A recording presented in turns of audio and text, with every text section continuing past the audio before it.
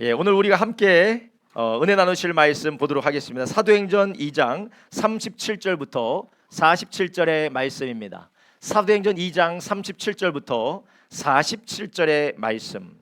사도행전 2장 37절부터 47절의 말씀. 우리 한 절씩 교독하도록 하겠습니다. 사도행전 2장 37절에서부터 47절의 말씀. 우리 함께 한 절씩 교독하도록 하겠습니다. 제가 먼저 읽겠습니다. 37절부터 47절의 말씀입니다.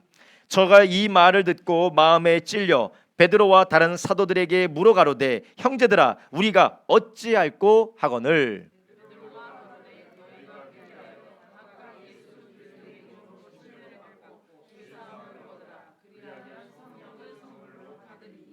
이 약속은 너희와 너희 자녀와 모든 먼데 사람 곧 주 우리 하나님이 얼마든지 부르시는 자들에게 하신 것이라 하고,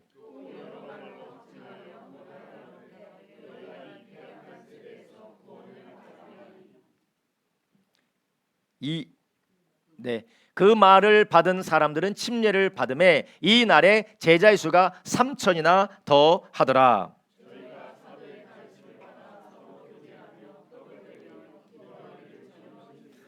사람마다 두려워하는데 사도들로 인하여 기사와 표적이 많이 나타나니 또 재산과 소유를 팔아 각 사람의 필요를 따라 나눠주고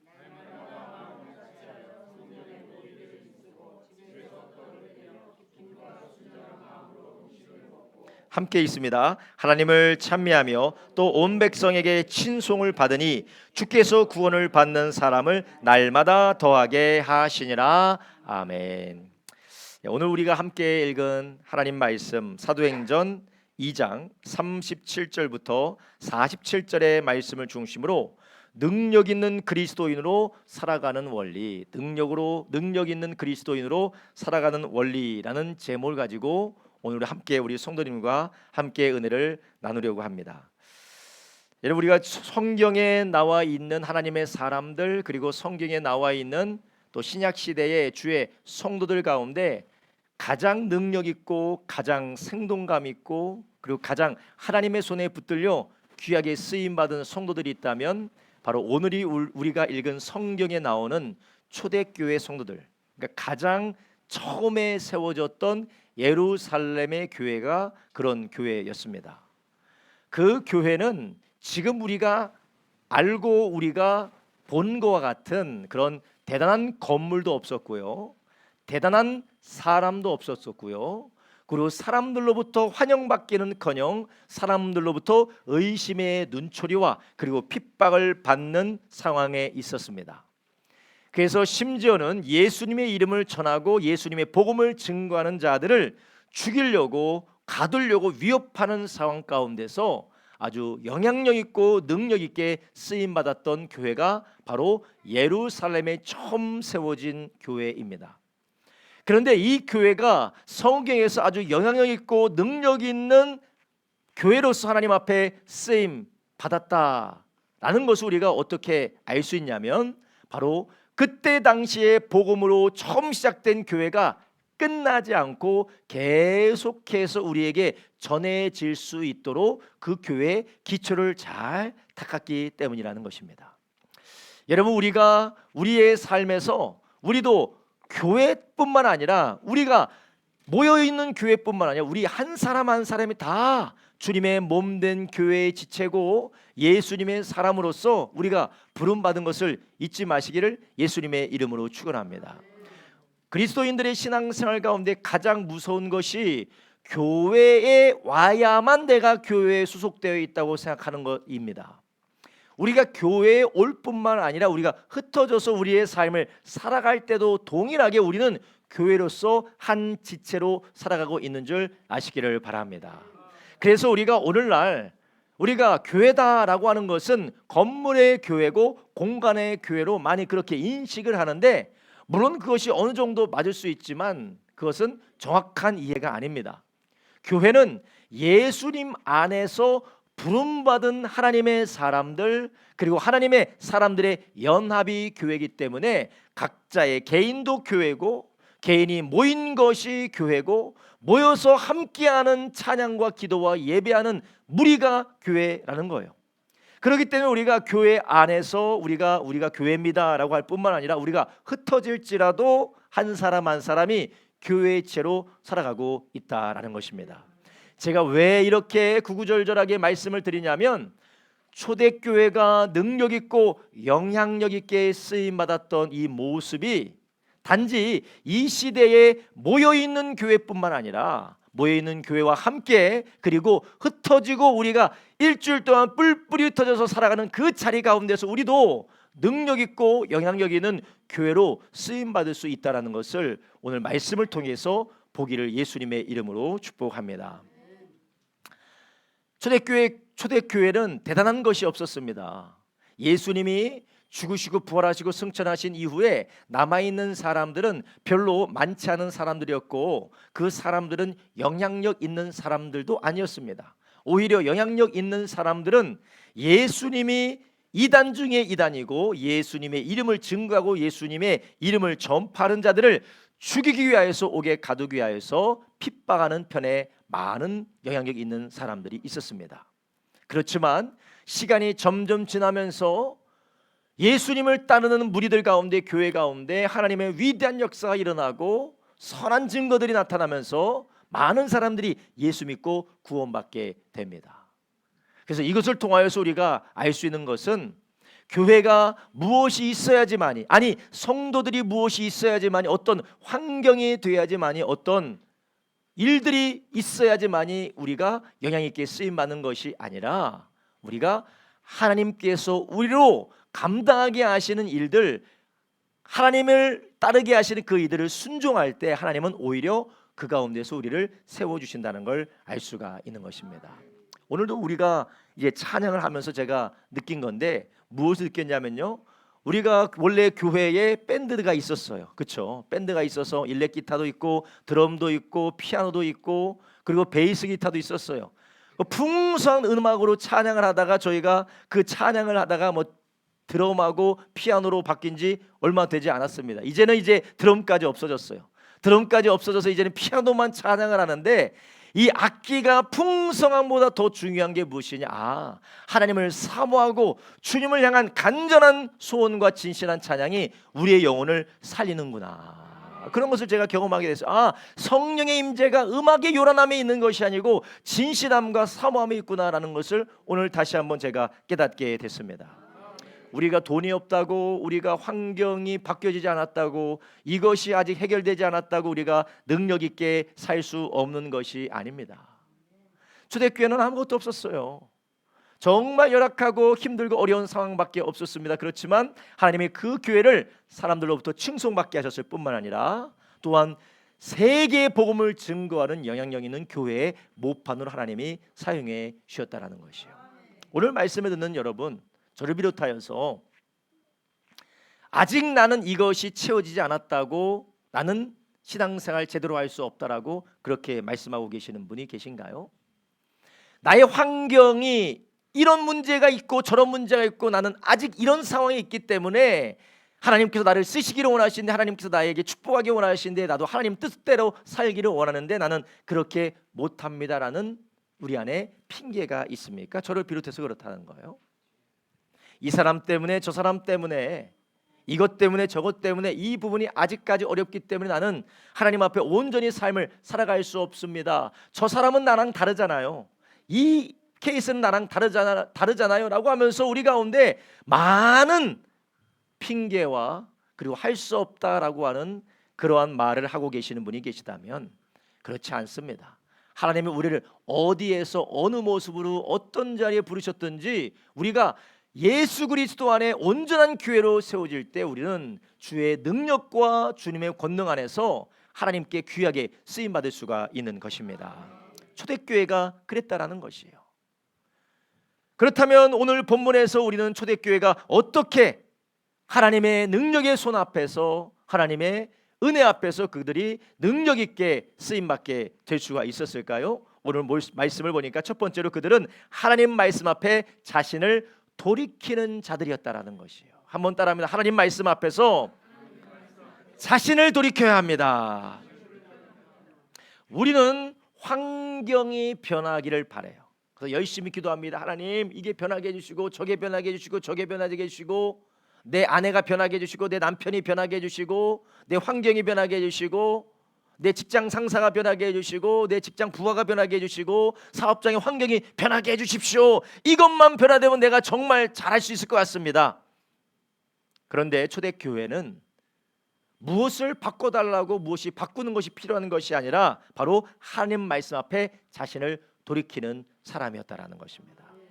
여러분, 곧잘 자주 여러분의 말은, 여러분의 입술은 누구를 대하여서 원망하고 있습니까?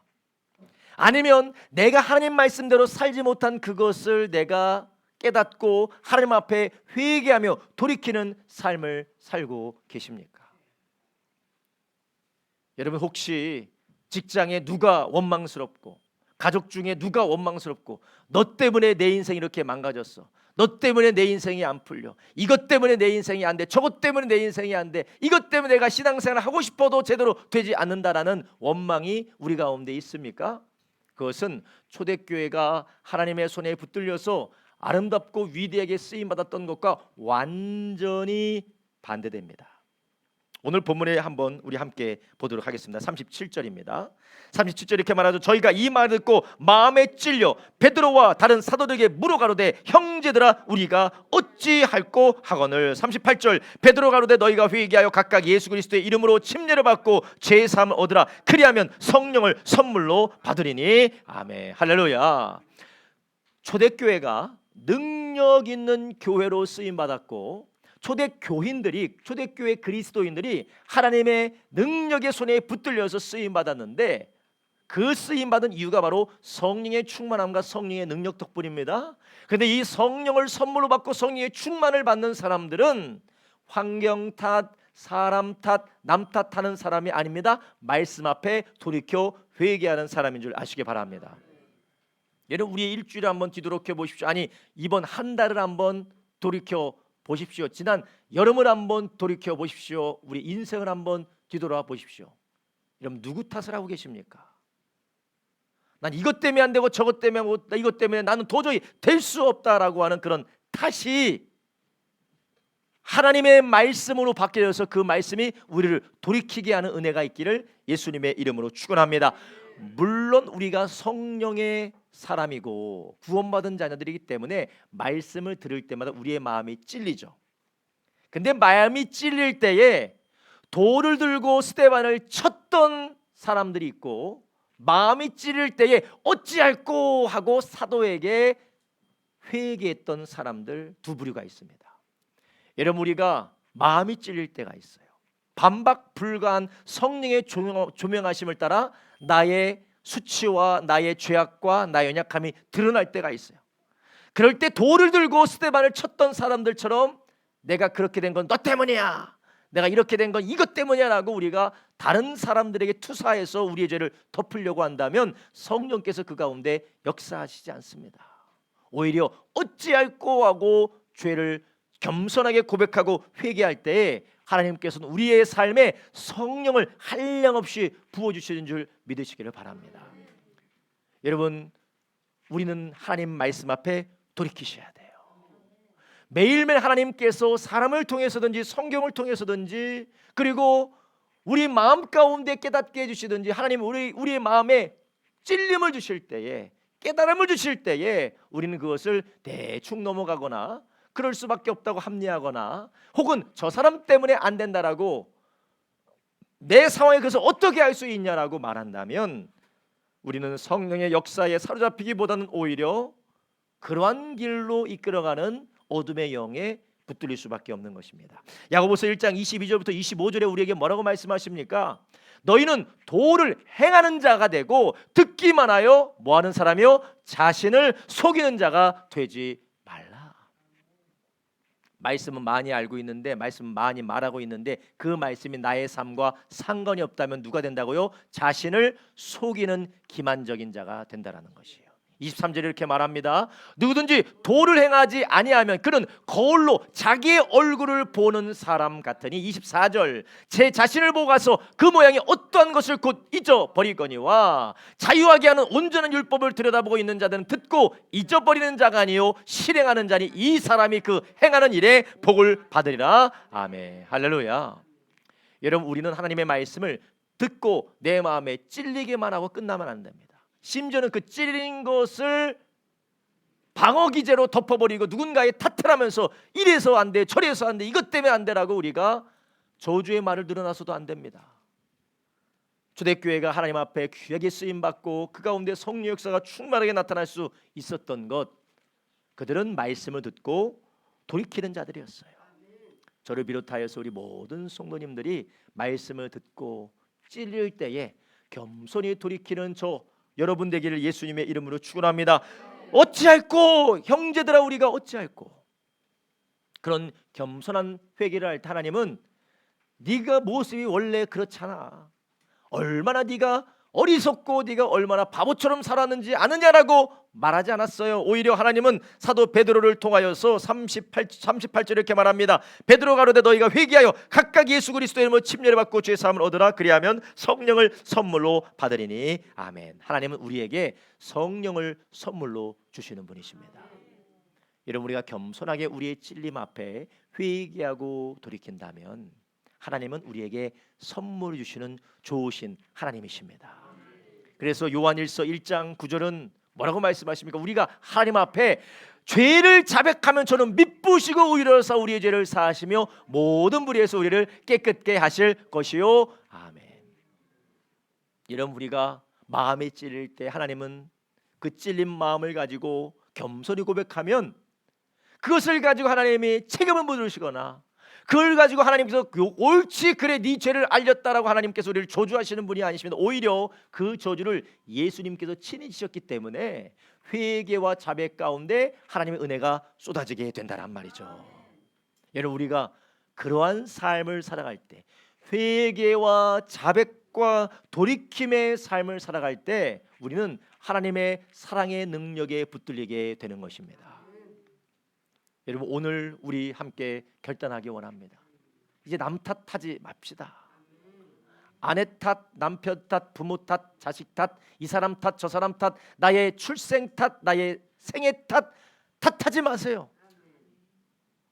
우리는 하나님의 말씀 앞에 회개하면 더 이상 탓하는 팔자가 아니라 구원받아서 팔자가 펴져서 구자가 돼서 구원받아 하나님께서 선물 받을 하나님의 사람으로 거듭난 줄 믿으시기 바랍니다. 성경은 우리에게 회개하고 복받으라는 것이에요. 그러나 우리의 육신의 정욕은 그리고 간교한 마귀는 우리 가운데 계속해서 누군가를 향하여서 탓하도록 그 사람을 쪼아대면서 그 사람을 괴롭히면서 나의 마음이 거짓된 하나님의 말씀 앞에 순종하는 것이 아니라 거짓된 길로 치우치도록 우리를 그렇게 끌어간다라는 것이에요. 초대교인들은 하나님 앞에 회개하는 사람들이었습니다. 그리고 회개하여 돌이켜서 성령의 충만 받았을 뿐만 아니라 그 충만이 하루 이틀 충만으로 끝나는 것이 아니라 그들의 삶이 날마다 하나님 안에서 새로워진 은혜를 경험했는데 그 이유가 뭐였습니까? 오늘 본문을 보니까 두 번째로 하나님의 말씀으로 충만했다라는 것이요. 한번 따라합니다. 하나님의 말씀으로 충만해야 합니다. 할렐루야.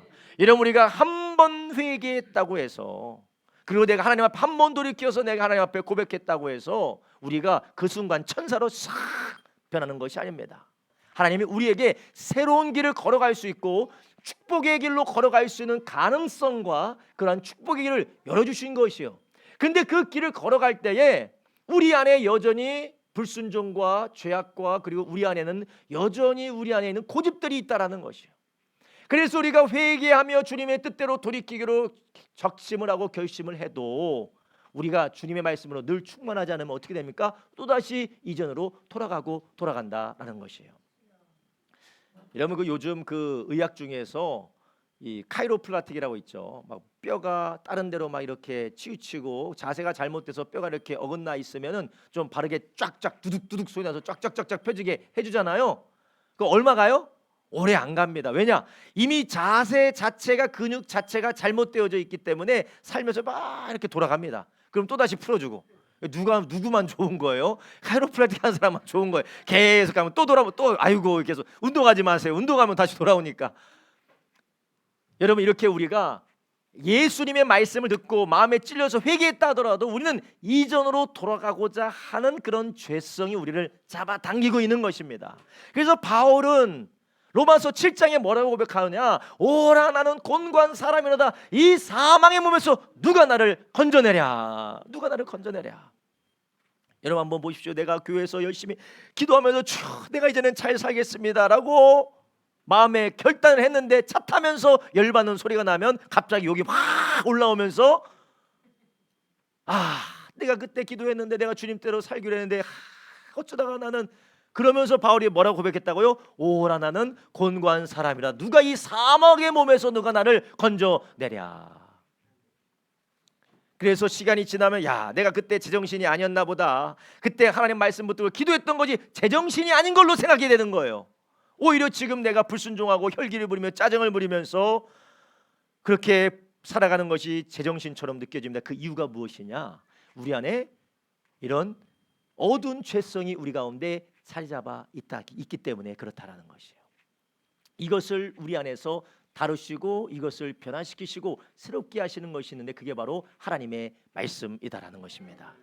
하나님의 말씀은 하나님이시고 하나님의 말씀은 생명이시기 때문에 그분의 말씀이 그분의 인격이 우리 가운데 계속해서 들려지고 계속해서 그분의 말씀으로 충만하여짐으로 우리는 주님의 뜻을 계속해서 따라갈 수 있다라는 것입니다. 제가 이번에 구마모토에서 지진난 곳에서 비행기 타고 온 우리 세준이와 그리고 소리라고 하는 박소리, 박세준이라고 하는 박철호 선교사님 자녀들을 만났는데 지진 나서 어떻게 했어? 그러니까 뭐 지진이 나긴 났지만 자기들이 일본에 살면서 계속해서 훈련받고 계속해서 들었던 얘기대로 그냥 숨었더니 그렇게 잘 끝났다라고 하더라고요. 왜 그러냐? 맨날 그 얘기를 듣는 거예요. 지진나면 이렇게 된다. 지진나면 이렇게 된다. 지진나면 이렇게 된다. 건물도 그렇게 짓고 환경도 그렇게 만들고 가구 배치도 그렇게 해서 지진나면 이렇게 된다라고 이미 계속해서 들었기 때문에 지진이 와도 물론 큰 지진이었지만 하나님의 은혜로 그렇게 아프지 않고 다치지 않고 잘 한국으로 왔다는 얘기를 들었어요. 여러분 우리가 하나님의 말씀으로 늘 충만하지 않으면 우리는 어떻게 됩니까? 예전의 모습으로 돌아갈 수밖에 없습니다. 예전의 모습으로 돌아간다는 것은 무엇을 의미합니까? 이전의 모습으로 돌아간다는 것은 하나님께서 우리를 위하여서 열어놓으신 새롭고 산 길, 생명과 축복의 길을 걸어가는 것이 아니라 우리의 욕심대로 우리 죄악대로 많은 길로 갈 수밖에 없다라는 것이요. 사람의 인생은 자신의 습관의 총합이고 습관의 총합은 인간의 생각의 결과입니다. 그런데 우리가 하나님의 말씀으로 충만하게 되면 우리의 생각이 누구의 생각입니까? 하나님의 생각인 거예요. 하나님은 어떤 분이십니까? 나를 아시고 여러분을 아시고 우리 모두를 아실 뿐만 아니라 현재와 과거와 미래를 아시는 분이십니다. 그분이 그 말씀을 우리를 충만하게 하실 때 우리는 온전한 길로 나갈 뿐만 아니라 주님께서 우리를 통하여서 이루고자 하시는 권능 역사에 붙들리는 사람으로 우리가 세워질 수 있다라는 것이죠. 그래서 하나님께서는 이스라엘 백성들을 광야에서 이제 가나안 땅으로 들어가게 하실 때에 모세를 이제 하나님께서 주고 하나님께로 부르시고 여호수아를 새로운 지도자로 세우셨는데 이 여호수아가 가나안 땅에 들어가서 전쟁하게 될 때 어떻게 하라고 했습니까? 너에게 정말로 중요한 게 있어. 그게 무엇입니까? 하나님의 말씀을 꼭 붙들어라 라는 것입니다. 전쟁이 하나님의 전쟁이 되게 하기 위해서는, 전쟁이 하나님이 싸우게 하기 위해서는, 전쟁이 하나님의 인도하신 대로 승리하기 위해서는 너희가 다른 것이 아니라 너희가 전쟁을 연마하고 좋은 무기를 사고 다른 것 그게 중요한 게 아니라 하나님의 말씀을 꼭 붙들고 있으라는 것이었어요. 그래서 여호수아서 1장 7절부터 9절에 뭐라고 하십니까? 너는 마음을 강하게 하고 극히 담대하여 나의 종 모세가 내게 명한 율법을 다 지켜 행하고 좌로나 우로나 치우치지 말라. 그리하면 어디로 가든지 뭐 한다고요? 형통하리니. 어디로 가든지 형통하니. 8절 한번 읽겠습니다. 이 율법책을 너의 입에서 떠나지 말게 하며 주야로 그것을 묵상하며 그 가운데서 기록한 대로 다 지켜 행하라. 그리하면 내 길이 평탄하게 될 것이라. 내가 형통하리라. 아멘. 8절까지만 보겠습니다. 여호수아에게 하나님께서 무엇을 당부하셨습니까? 이 율법책이 네 입에서 떠나지 말게 하라는 것이었어요. 여러분, 그렇다면 초대교회는 어땠습니까? 초대교회는 복음을 듣고 그가 마음에 찔려 하나님 앞에 돌이켜 회개했을 뿐만 아니라 모일 때마다 사도의 가르침을 사모함으로 받았다라는 것이에요. 42절 한번 보겠습니다. 저희가 사도의 가르침을 받아 서로 교제하며 떡을 떼며 기도하기를 전혀 힘쓰니라. 아멘. 42절에는 사도의 가르침, 서로 교제, 떡을 떼며 기도하기를 이렇게 3개가 4개가 나오는데 이 모든 것이 원어로 보면 전혀 힘썼다가 먼저 나요. 전혀 힘썼다. 뭐를? 사도의 가르침 받기를 전혀 힘썼다라는 것이에요. 사도의 가르침은 무엇입니까? 하나님의 말씀, 예수님의 가르침을 모여서 늘 받기에 힘썼다라는 것입니다. 여러분, 우리가 하나님께서 우리로 회개케 하시고 우리에게 새로운 길을 열어주셨을 때 우리의 힘으로 안 됩니다. 우리의 열심으로 되지 않습니다. 우리도 모르는 사이에 우리 안에 물들어져 있는 세상의 풍속과 그리고 세상의 영향력을 인하여서 우리가 끌려갈 수밖에 없습니다. 여러분, 우리가 내리막길을 내려갈 때는 엑셀레이터를 밟을 필요가 없어요. 그냥 쭉 내려가면 내려갑니다. 그럼 오르막을 올라갈 때는 엑셀레이터를 열심히 밟아야지만 오르막으로 올라갈 수가 있어요. 여러분, 죄성에 기울어진 우리의 모습도 마찬가지입니다. 우리는 가만히 있으면 죄악을 따라 세상을 따라 흘러갈 수밖에 없어요. 안으로는 죄성이고 밖으로는 우리를 제자 삼으려는 세상의 역사가 있기 때문에 그래요. 예수님만 우리를 제자 삼는 것이 아닙니다. 세상도 우리를 제자 삼으려고 합니다. 세상대로 우리를 물들게 만들고 우리 죄악은 우리를 끌어간다라는 것이에요. 그래서 우리가 하나님의 말씀을 늘 충만하지 않으면 이 사도의 가르침에 힘썼던 초대교회처럼 우리가 하나님의 말씀을 힘쓰지 않으면 우리는 어떻게 된다라는 거예요? 세상에 끌려가게 되어져 있다라는 것입니다. 근데 반대로 우리가 주님의 말씀으로 충만하며 또 주님의 말씀으로 우리가 매일매일 가르침을 받고 그 말씀 안에서 우리에게 삶을 살아가기를 우리가 그렇게 삶을 살아간다면 하나님이 우리를 여호수아에게 말씀하신 것처럼 초대교회에게 말씀하신 것처럼 말씀이 충만할 때 하나님이 행하신 역사를 경험하게 되는 줄 아시기 바랍니다. 자, 42절 다음 43절은 뭐라고 말씀합니까? 사람마다 두려워하는데 사도들로 인하여 기사와 표적이 많이 나타나니 할렐루야. 여러분들의 삶의 기사와 표적이 충만하시기를 예수님의 이름으로 축원합니다. 너무 좋잖아요, 그렇죠? 할렐루야. 근데 무엇이 충만하셔야 돼요? 사도의 가르침이 충만해야 돼요. 할렐루야. 사도의 가르침이 충만해야 돼요. 세상은 엎어져도 코가 깨진다고 하는데 뒤로 자빠져도 코가 깨진다고 하는데 여러분, 우리가 화를 당한 것처럼 보이는데 그것이 하나님이 주시는 기사와 이적이 표적이 충만한 우리가 되기를 예수님의 이름으로 축원합니다. 무엇이 충만하냐? 늘 모여서 사도의 가르침에 힘썼다라는 것이에요. 여러분, 우리는 2000년 전에 예루살렘보다 더 좋은 문명과 과학기술과 그리고 인쇄술의 혜택을 받고 있습니다. 그때는 사도에게 찾아서 만나가서 사도에게 들어야 됐지만 지금은 유튜브도 있고 성경도 있고 할렐루야. 전화기도 있어서 너무 궁금하면 전화까지 할 수가 있어요. 그때는 사도가 있는 데를 찾아가야 돼. 지금은 전화를 해서 아는 사람에게 물어볼 수도 있어요. 얼마나 좋은 때입니까? 여러분, 우리 안에 하나님의 말씀으로 충만하여 그 말씀 안에 날마다 우리의 마음과 생각이 변화되어지고 새로워지는 역사를 경험하면 내가 일하는 게 아니라 하나님이 일하는 은혜를 경험하게 된다는 것이에요. 여호수아도 그랬고 초대교회도 그랬다라는 것이었어요. 모세가 이스라엘 백성들을 출애굽시킬 때에 그가 하늘을 어둡게 한 것이 아닙니다. 해를 어둡게 한 것이 아니라 그가 나일강에서 개구리 뛰어나오게 한 것이 아닙니다. 그가 장자가 죽는 그런 재앙을 내린 것이 아닙니다. 하나님의 말씀대로 했더니 그런 이적이 표적이 나타났다라는 것이요. 무엇입니까? 하나님의 말씀이 우리의 삶을 빚어가고 인도할 때에 사람이 일하는 것이 아니라 하나님이 역사하시는 것을 우리가 경험하게 된다라는 것입니다. 여러분, 그래서 예수님도 우리에게 뭐라고 말씀하셨습니까?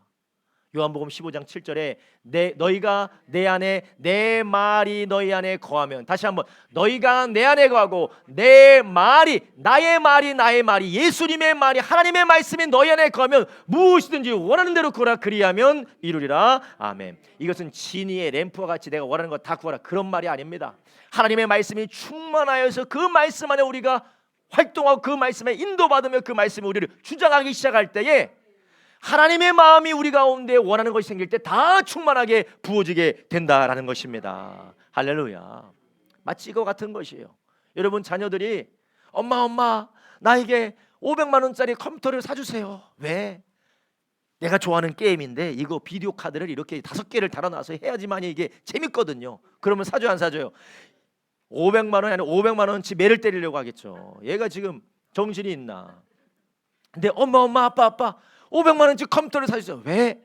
내가 공부하고 싶은데, 내가 이거를 연마하고 싶은데, 정말 내 꿈이 이건데 이걸 하기 위해서 내가 하는데 내가 아무리 해봐도 안 돼서 이게 꼭 필요한 것 같아요. 그러면 사줘요, 안 사줘요? 꼭 필요하면 사주지 않겠습니까? 사주죠. 능력이 되면 사주겠죠.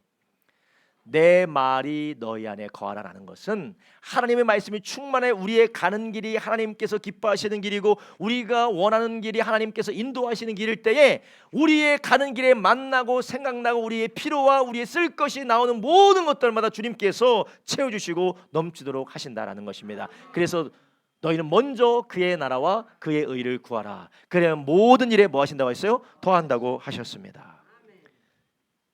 여러분, 남 탓하지 마시고 그리고 다른 것 찾아다니지 마십시오. 하나님의 말씀으로 충만하면 그것들이 우리 가운데 찾아오는 것을 믿으시기 바랍니다. 이런 기회를 찾기 위하여서, 대박을 찾기 위하여서, 돈을 찾기 위해서 여기저기 분주하게 다니는 거, 물론 그게 나쁜 것은 아닙니다. 그렇지만 그거보다 먼저 우리가 하나님의 말씀으로 충만하여 주님의 뜻이, 주님의 역사가 우리 가운데 충만하게 되면 세상의 주인이시고 왕이신 그 하나님의 인도하심이 있고 주님이 역사하심이 있기 때문에 초대교회에 임했던 기사와 표적과 같이 필요한 것들이 우리 가운데 찾아온 역사를 만나게 될 줄로 믿습니다. 예수님께서 예루살렘으로 올라가려고 하실 때에 예수님께서 제자를 보내서 내가 탈 나귀를 가져오라고 했습니다. 이미 준비되어져 있는 것입니다. 주님이 쓰시겠다고 하니까 그냥 가지고 가라고 주는 것이에요. 이런 기적이 어디 있습니까? 왜 그렇습니까? 그는 예수님의 말씀에 순종하는 사람이었기 때문에 그래요. 여러분, 우리가 하나님의 말씀에 순종하는 것이 아니라 오히려 나의 정욕과 나의 욕망과 나의 생각으로 충만하여져서 내 말이 우리 안에 거하는 것이 아니라, 예수님의 말이 우리 안에 거하는 것이 아니라 나의 욕심, 나의 정욕, 나의 탐욕, 나의 교만함이 충만하게 되면 하나님이 예비하신 것이 아니라 오히려 우리가 찾고 다니는 다른 것들을 우리가 붙들 때가 많게 되는 것이에요. 초대교회는 그렇지 않았습니다. 모여서 하나님의 말씀을 힘썼다라는 것이에요. 여러분, 우리가 주의 말씀에 어떻게 힘쓸 수가 있습니까? 우리가 매일매일 큐티하며 주의 말씀을 가까이하며 또한 주일날마다 모여서 그분의 말씀 우리 가운데 충만할 수 있도록 하나님의 말씀을 우리 가운데 가득하게 될 수 있기를 예수님의 이름으로 축원합니다. 여러분의 하루의 시작을 무엇으로 열어가고 계십니까? 오늘 아침에 보니까 우리 막내가 아침에 일어나자마자 패드를 열고서 재밌는 걸 막 하고 있는데 얼마나 마음이 아프던지. 여러분, 일어나자마자 우리가 하는 것이 무엇이면, 일어나자마자 핸드폰을 켜고 우리가 유튜브를 켜고 인스타를 켜고 이것저것 켜면서 막 노래 들으면서 우리가 하루를 시작하는 것이 아니라 하나님의 말씀을 하루를 시작해 나가는 저와 여러분 되길 주님의 이름으로 축원합니다. 마지막으로 오늘 초대교회가 하나님의 은혜의 손길의 능력에 붙들려 쓰임받았던 그 모습 가운데 우리가 무엇을 또한 알 수 있습니까? 그들은 뭐하는 사람이었습니까? 기도하는 사람이었다라는 것이에요. 한번 따라합니다. 기도에 힘써야 합니다. 할렐루야. 기도에 힘써야 된다라는 것이에요. 하나님께서는 우리를 위하여서 모든 것들을 다 준비하셨어요. 이미 모든 것들을 다 준비하셨어요.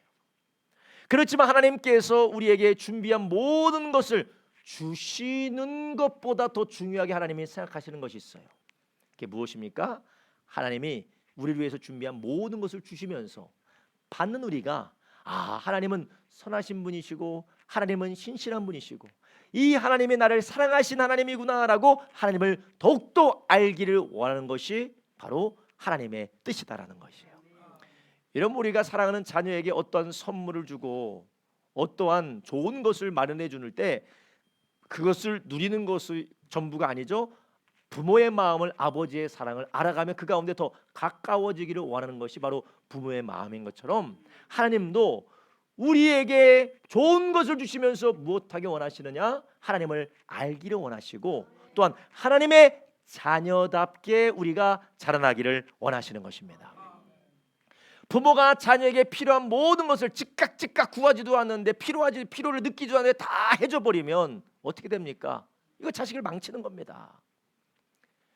자식이 필요를 느끼고 그것을 어떻게 해보려고 할 때 정말 노력하고 뭔가를 해보려고 할 때 그것을 주어서 성장할 수 있도록 하는 것이 부모의 책무인 것처럼 하나님도 우리에게 주시되 허락하시되 예비하시되 우리에게 무엇하라고 하셨습니까? 기도하라고 하셨던 것이었어요. 초대교회는 어떤 교회였습니까? 기도하는 교회였습니다. 42절 다시 한번 보겠습니다. 저희가 사도의 가르침을 받아 서로 교제하며 떡을 떼며 기도하기를 전혀 힘쓰니라. 뭐 했다고요? 기도하기를 전혀 힘썼다라는 것이에요. 예, 기도하기를 전혀 힘썼다. 그들은 기도하는 자들이었다. 여기서 전혀 힘썼다라는 것은 그냥 열심히 했다는 차원이 아닙니다. 모든 것 가운데 가장 우선순위에 두고 끈질기게 그것을 했다라는 것이에요.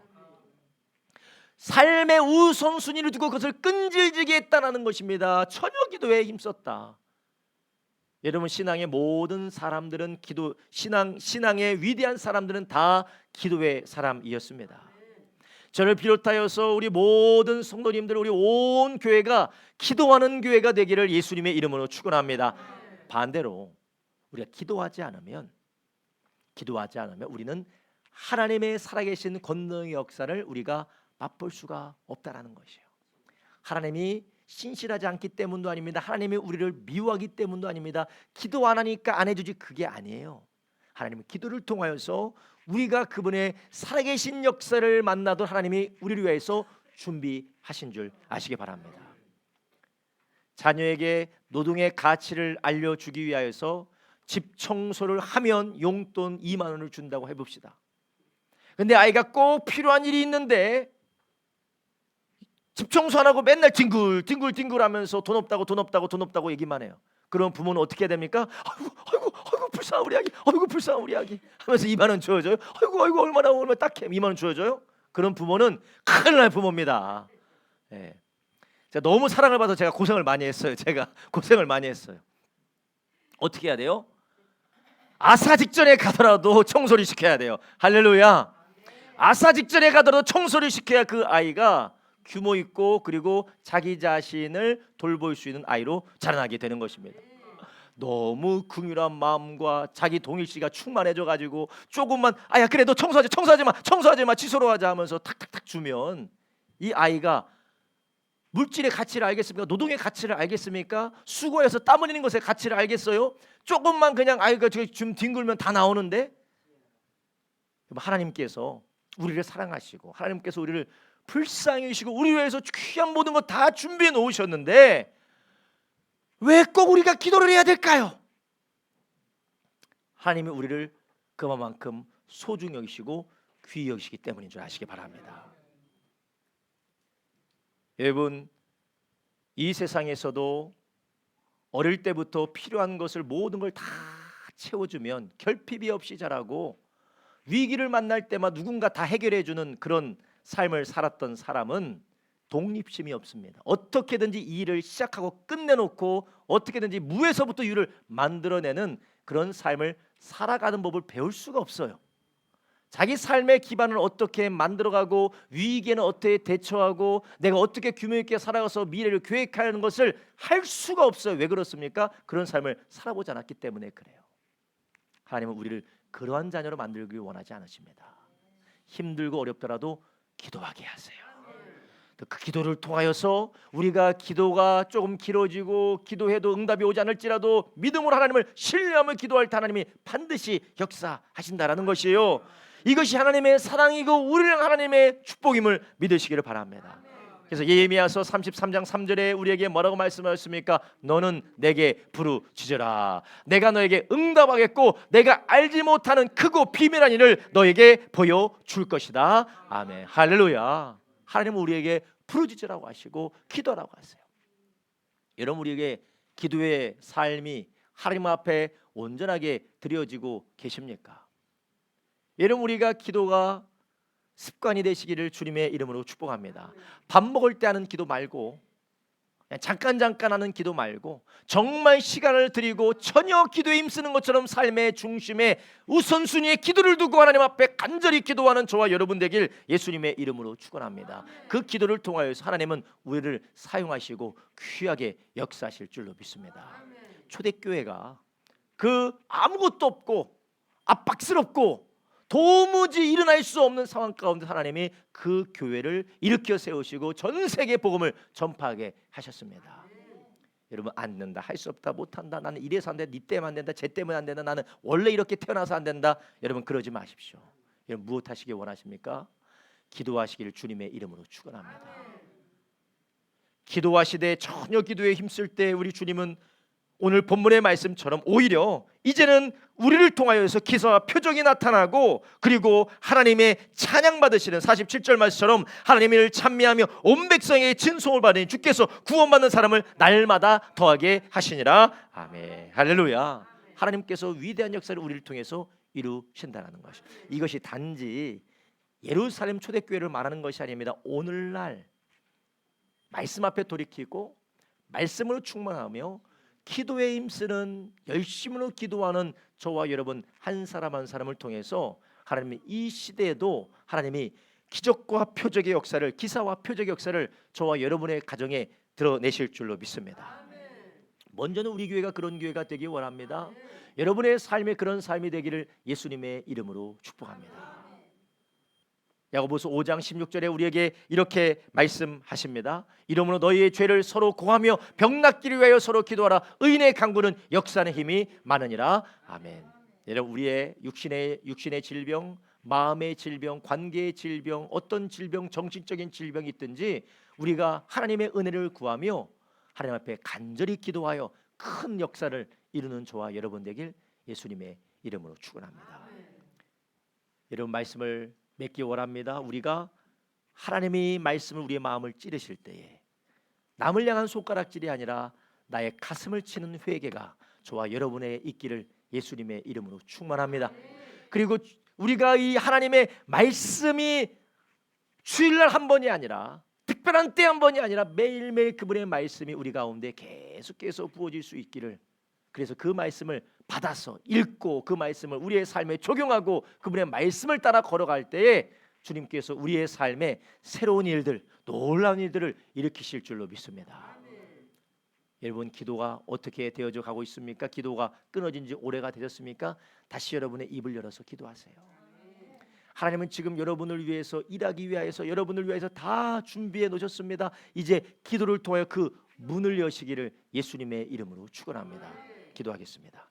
하나님 아버지, 우리 사랑하는 우리 새서울교회 우리 모든 성도들이 하나님의 말씀을 받을 때에 남 탓하는 것이 아니라, 환경을 탓하며 합리화하는 것이 아니라 겸손히 돌이킬 수 있는 은혜를 부어 주시옵소서. 주의 말씀 앞에 정직하고 솔직하게 회개하여 돌이켜서 주여 내가 어찌하길 원합니까? 라고 겸손하게 회개함으로 하나님께서 성령을 인도하시는 회복의 역사, 치유의 역사, 주님께서 다시 한번 살게 하시는 생명의 역사가 우리 교회 가운데, 가정 가운데 충만하게 하여 주시옵소서. 더 이상은 알 수 없다, 이제는 끝났다라는 자리에 있어 할지라도 말씀의 나를 돌이키게 하실 때에 회개함으로 살아나게 하여 주시옵소서. 하나님 아버지, 주여 우리가 가끔 듣는 말씀이 아니라 매일매일 말씀으로 주님 앞에 나가기 원합니다. 주여, 주님께서 우리 온 교회로 귀태하게 하시는 말씀 앞에 겸손히 서게 하여 주시옵소서.